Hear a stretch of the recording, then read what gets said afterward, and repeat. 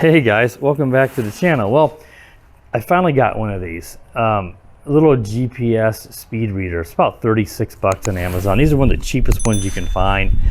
To get speed readings, these are mostly sold to cyclists, but I picked one up to, of course, do speed runs on my RC cars because using a phone, an old phone even, was not practical. It's bulky, it falls off, and it's just not as easy to put on a car like something like this. Now, I took this out of my car a while ago, I'm actually in my van, to see if it's accurate because I wasn't always getting a good speed reading, and part of that is because I wasn't driving the car far enough. You need to really get a nice run with it to give it enough time to acquire those satellites and then judge the distance between each time the coordinates change to so it can determine your speed and your top speed.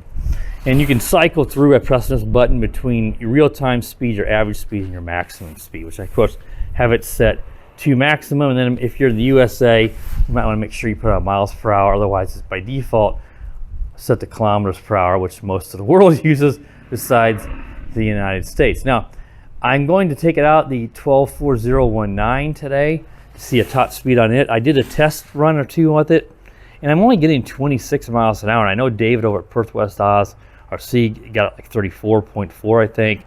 Another channel I saw had 37 advertised. I'm just not quite getting that. And since I took it out of my van, and it was within 1 to 2 miles per hour of my speedometer on my dashboard, so I know that this actually is accurate. I was actually thinking it wasn't going to be because I thought I was getting such wrong readings. But my little buggy moves good, in my opinion, but I'm only getting about 26 miles an hour. My two tests I was doing with this a while ago. There is a dual rates on your throttle, and mine is turned all the way up. So you gotta make, obviously I checked that first to make sure I just didn't have it turned way down. So I'll take it out here, we'll see what kind of top speed we get, and I'll be doing some other videos with this and some of the other more popular recent cars that I have, just to give you guys an idea. I just wanna reassure you, yes, this is accurate. Just make sure you get a nice long run with the car for, you know, at least 20-30 seconds probably to get a good speed reading. But yeah, it works fine. So I'm going to put it on the car. We'll take it out here in the street in front of my new house, and we'll see just what kind of speed that we do get. Now it comes with this little bracket you can attach it to, which is really handy, so you can pop it off if you want to. And I'll show you guys on the controller here. I've got the knob on the throttle dual rates here all the way to the right, so it is turned all the way up.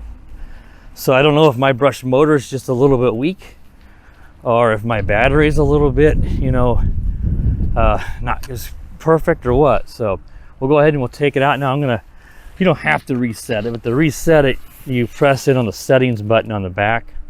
If you guys want to pick up one of these, like I said, this works really well in terms of matching up with my car and my real car. So these, I'll leave a link in the video description to these on Amazon here in the United States. It'll be easy to pick those up. So we got a car coming here down the street, the road. I need to make sure I got the car's not turned on anyway, so I had probably turned it off, or maybe this car I think may turn itself off after it sits for a while. So I'm gonna go ahead and turn it on here if I can find the power button. There we go. Okay, let's just see what we get here in top speed. Now I put some fresh batteries in this controller because at times I've had some range issues, and I want to make sure that it's not just my batteries. It could be. It seems better there than a while ago. So I think maybe I had some low batteries. I reuse these batteries quite a bit, and I'm thinking that's might be what it was. It was starting to freak out around that mailbox there. Let's see what kind of speed we get. And this says 24.5 is all I'm getting. Let's take it out and let's see if we can get that to increase. You know, keep reading and it will start registering once the gyro, the accelerometer, I should say, picks up movement.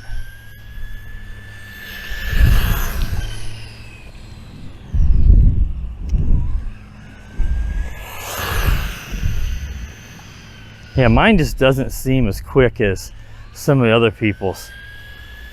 It looks like it's slowing down even more. Let's see what we got that time.